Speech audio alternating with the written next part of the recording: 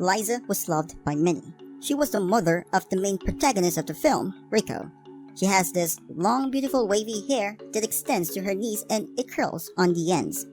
She is a fairy and assertive woman who loves parties, drinking, and obviously fights. She was also cheerful, optimistic, and carefree.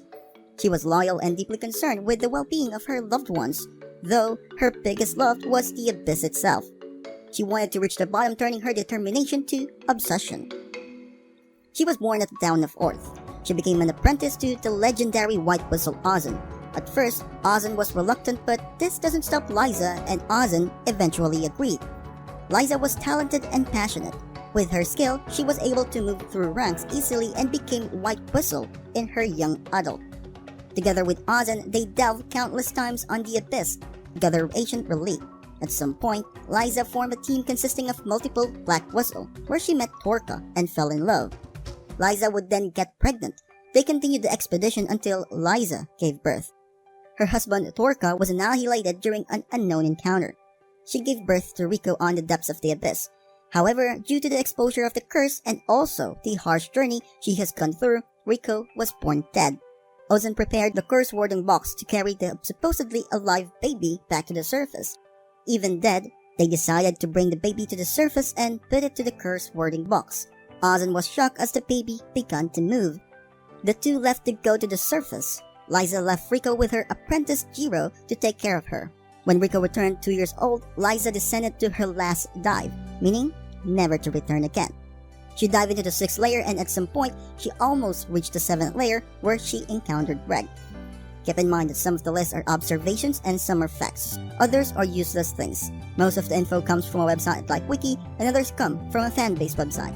That being said, here are the lists for Lyza The Annihilator. According to Jiro, Lyza is a beast when it comes to food. She has a brutally unbalanced diet. To add, she also loves drinks and loves pranks, oftentimes going too far to it. Like eating food, Lyza also loves to cook. Whenever she travels the abyss and defeats creatures, she tries to cook it and document it if it was edible or not.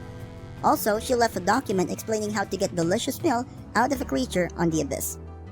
As a woman, she likes cute and adorable things too. Her sketches of the hermit rats, which are rodents native to the 6th layer, are surrounded by little hearts. She describes these creatures as absolutely adorable, and she even adopted one.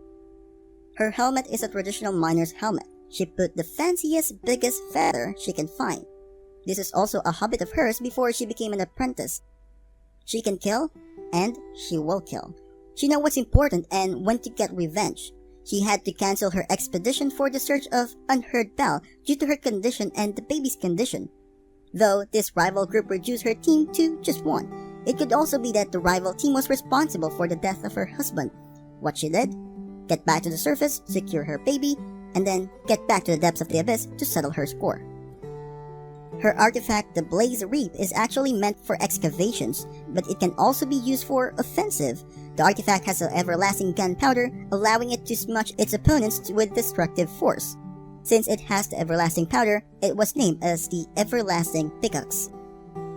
It is hinted that she got her name, the Annihilator, due to her encounters. Every beast that she encounters, she kills and cooks it.